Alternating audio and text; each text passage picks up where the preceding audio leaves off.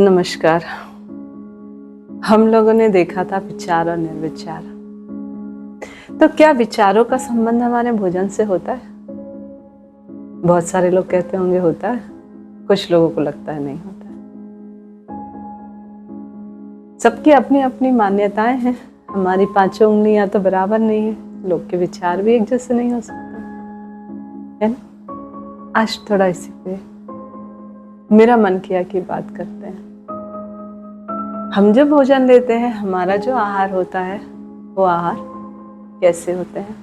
या तो उत्तेजक होते हैं या फिर अनुत्तेजक होते हैं। उत्तेजक कहने का मतलब ऐसा भोजन जिसको खाने के बाद उत्तेजना उत्पन्न होती है,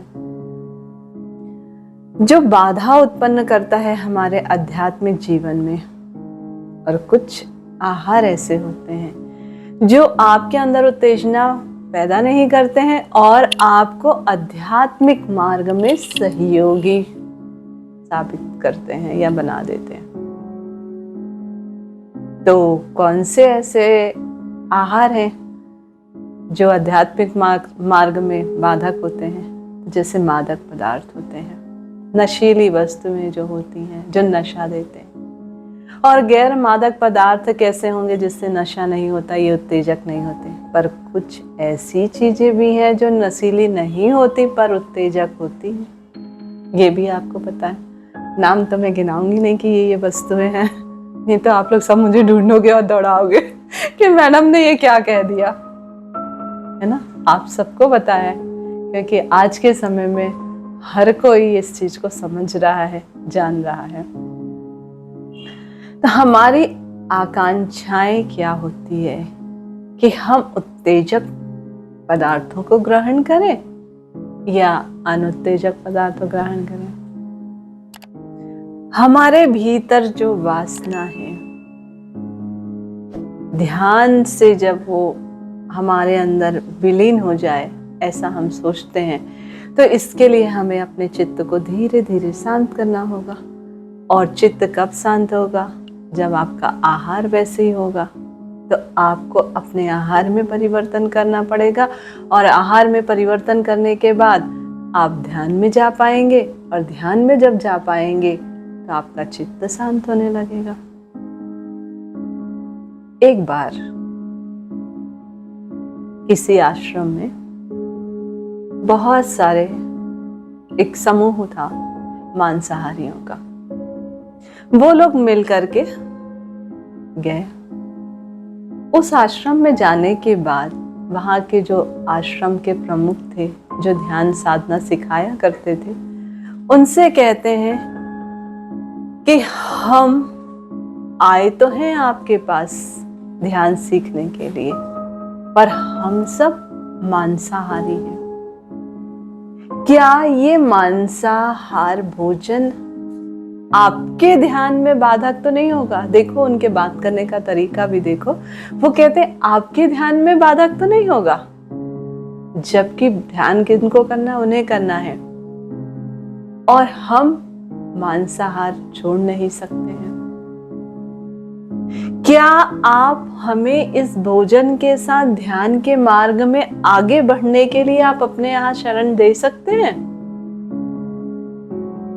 तो वो विद्वान पुरुष कहते हैं, मैंने आपसे कब कहा कि आप इस आहार को छोड़ दो? आपको खाना है, खाने में मजा आता है तो आप मजा लीजिए, मुझे इससे कोई लेना देना नहीं है। लेकिन मैं एक ही बात कहूंगा, तुम ध्यान शुरू तो करो। उन्होंने ध्यान शुरू किया। 1 महीने 2 महीने उन्होंने ध्यान किया। ध्यान करने के बाद उस विद्वान पुरुष के पास गए और कहते हैं, यह तो बड़ी कठिनाई हो गई है, मांसाहार करना संभव नहीं हो रहा है हमारे लिए, और अब हमें बेचैनी सी होने लगी है।